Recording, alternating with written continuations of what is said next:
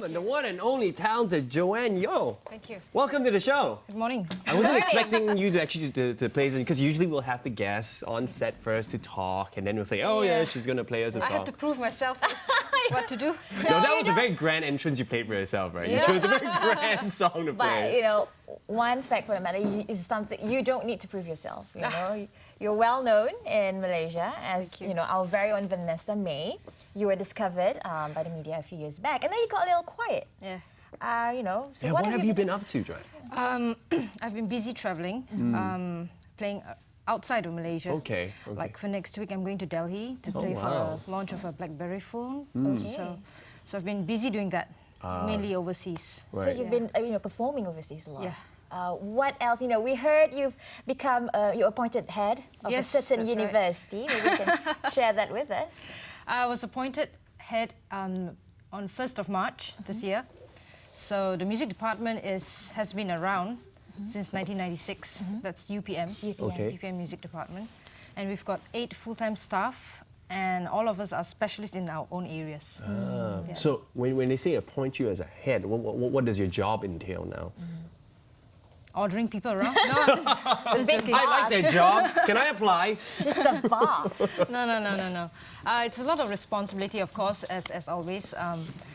One of the main ideas now is actually to get in more students to our department.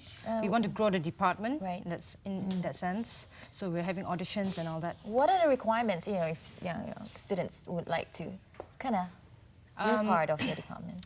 We used to have a requirement to have, you must have STPM, but now we've opened it up to SPM people as well. Right. So people who you have SPM and you have at least a grade 8 in any instrument that you play, you can come in for an audition, and we go from there. Okay. Now, you know, of course, going through your CV and what you've accomplished over the years, I mean, we'll probably take up the entire show segment. So we're going to jump straight to, you know, obviously you've achieved a lot of things up to this point of your career. But maybe, you know, for our viewers' sake, maybe take us back to where it all started. How did you know, when did you know that this is what you were going to do? Okay, let's see. That was a long time ago. How Not that long. old are you then? It feels like a long time ago. It feels like a but long it's not time that ago. long. I started when I was 4. Okay. That was a long time ago. Yeah. No, she's only like 16. 16. 16 at the head of the music department. No, my goodness, no way. I started when I was 4, and I started off with the piano first, and then I continued with the violin at the age of 8. Right. And I did a double major degree in both piano and violin. But after that, I progressed on to specialize only in the violin. Okay, what made you choose between the two, you know, wanting to be a performer as a violinist instead of a pianist?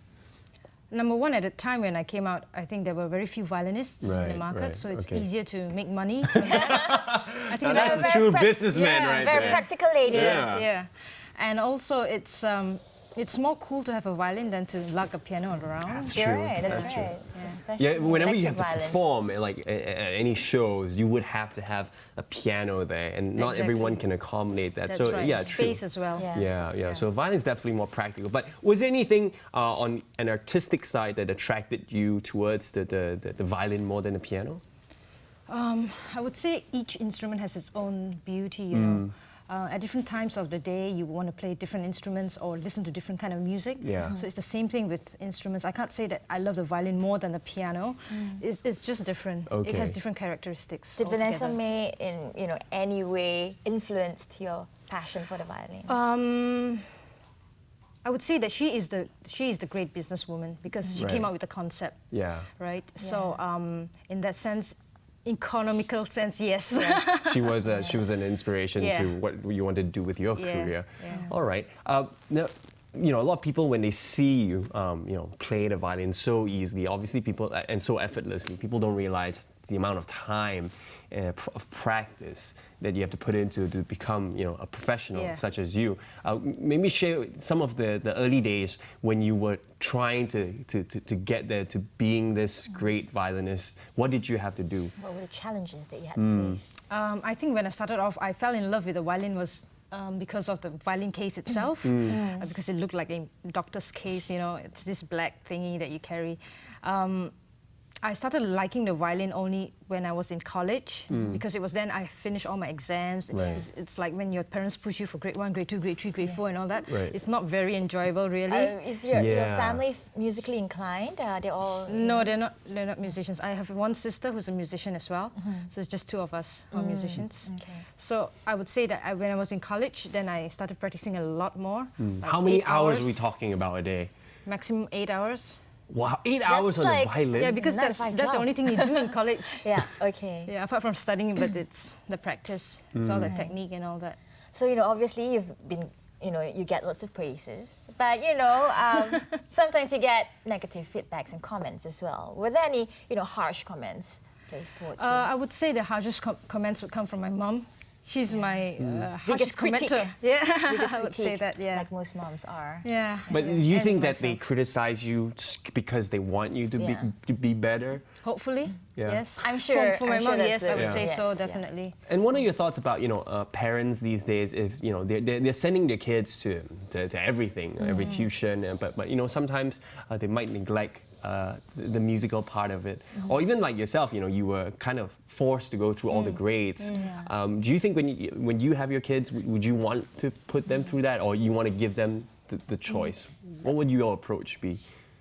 Balance in the How to say- arts, not just, It's something to say. I mean, if you look back, if my parents didn't push me, I wouldn't be doing this today. Right. True.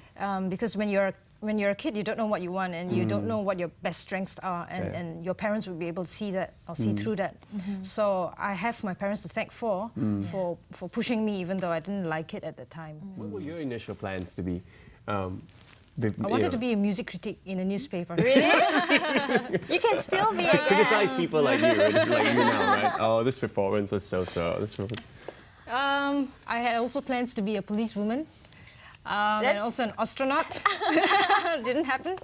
I didn't turn out that way. It'd be interesting though if you actually do go to space And play. and And play the policing, outer space and also playing the violin at the same Being a time. violin player, a secure future. Not just a violin player, but I would say for all musicians, there's always a need for musicians, more musicians in Malaysia. We don't have enough. We get calls from music schools asking for music teachers all the time. There's just a need for it.